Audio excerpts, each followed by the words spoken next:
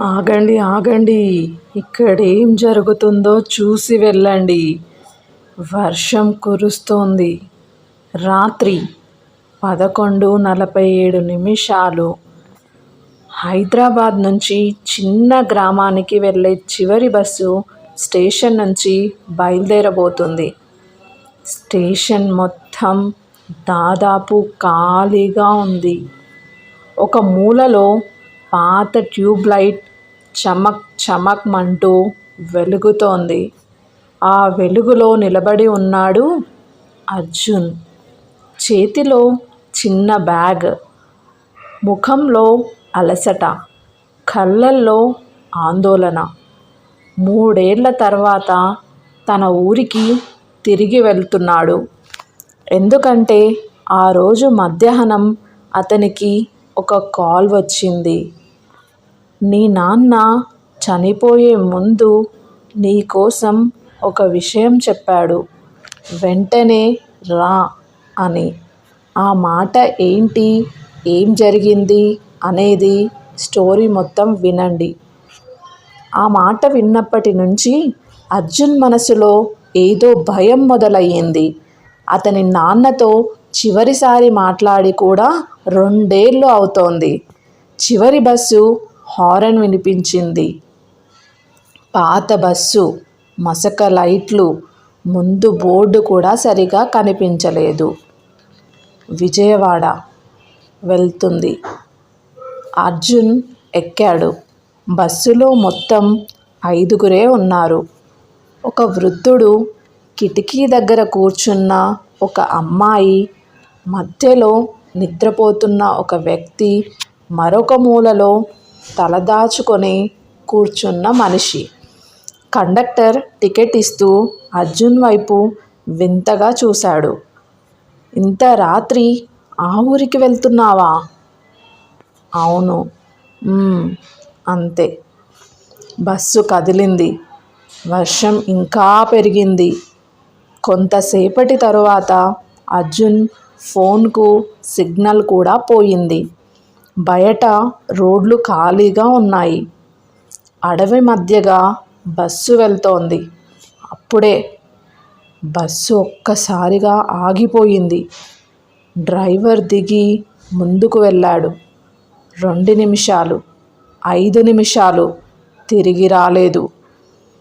Conductor కూడా దిగిపోయాడు. ఇప్పుడు బస్సులో ప్రయాణికులే. నిశ్శబ్దం.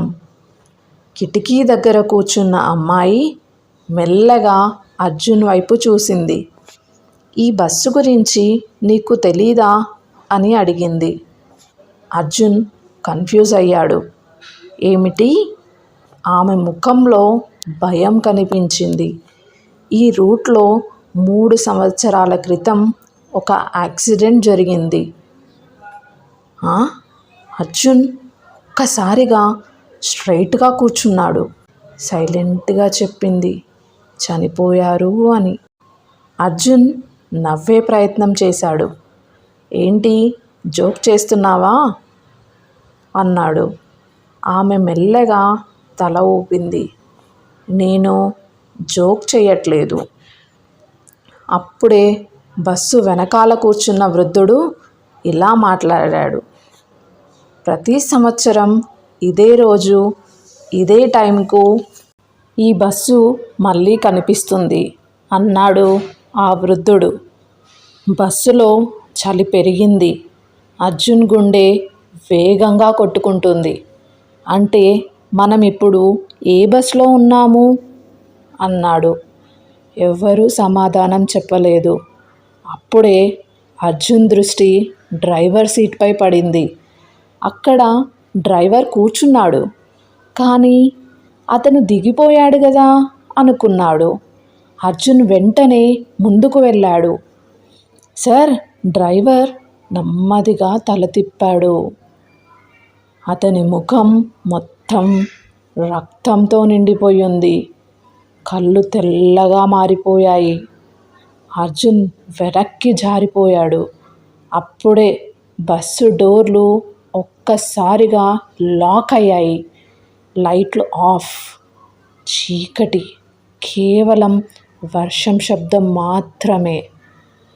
కిటికీ వెనక నుంచి ఎవరో ఏడుస్తున్న శబ్దం. అర్జున్ ఫోన్ టార్చ్ ఆన్ చేశాడు. మధ్యలో నిద్రపోతున్న వ్యక్తి ఇప్పుడే నిలబడి ఉన్నాడు. అతని మెడ వంకరగా ఉంది. అతను మెల్లగా అన్నాడు, "నువ్వెందుకు తిరిగి వచ్చావు?" అర్జున్ భయంతో వణికిపోయాడు. "ఏం కావాలి మీకు?" అన్నాడు. అప్పుడే వృద్ధుడు గట్టిగా నవ్వాడు. "నీ నాన్న నిజం చెప్పలేక చనిపోయాడు." "ఏ నిజం?" "ఆ యాక్సిడెంట్." వృద్ధుడు మెల్లగా లేచాడు. "అది యాక్సిడెంట్ కాదు.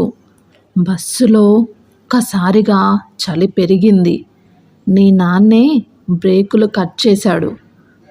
అర్జున్ షాక్ అయ్యాడు. అబద్ధం. అతను ఒకరిని చంపాలని అనుకున్నాడు, కానీ బస్సులో ఉన్న వారందరూ చనిపోయారు. అర్జున్కి ఏమీ అర్థం కాలేదు. ఒక్కసారిగా శ్వాస ఆగినట్టయింది. "నా నాన్న అలాంటి వాడు కాదు" అని అన్నాడు. అప్పుడే కిటికీ బయట నుంచి మెరుపు మెరిసింది. ఆ వెలుతురులో అతను ఒక విషయం చూశాడు. బస్సు రోడ్డుపై లేదు. ఇది 3 సంవత్సరాల క్రితం పడిపోయిన లోయ అంచున నిలబడి ఉన్న బస్సు. అప్పుడే ఫోన్కి సిగ్నల్ వచ్చింది. ఒక మెసేజ్ కూడా వచ్చింది. Unknown number. "నిజం తెలుసుకోవాలంటే డ్రైవర్ సీట్ కింద చూడు" అని రాసి ఉంది. అర్జున్ నెమ్మదిగా ముందుకు వెళ్ళాడు. చేతులు వణుకుతున్నాయి ఆ డ్రైవర్ దగ్గరికి వెళ్ళాలంటే. సీటు కింద ఒక పాత డైరీ ఉంది. అతను ఓపెన్ చేశాడు.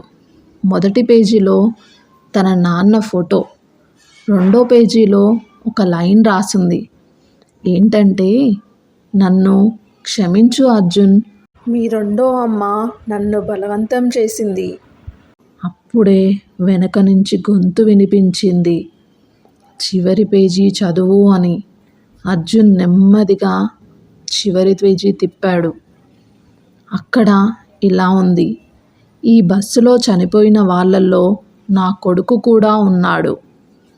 అర్జున్ చేతిలో డైరీ జారిపోయింది. అతని కళ్ళు పెద్దవయ్యాయి. అంటే?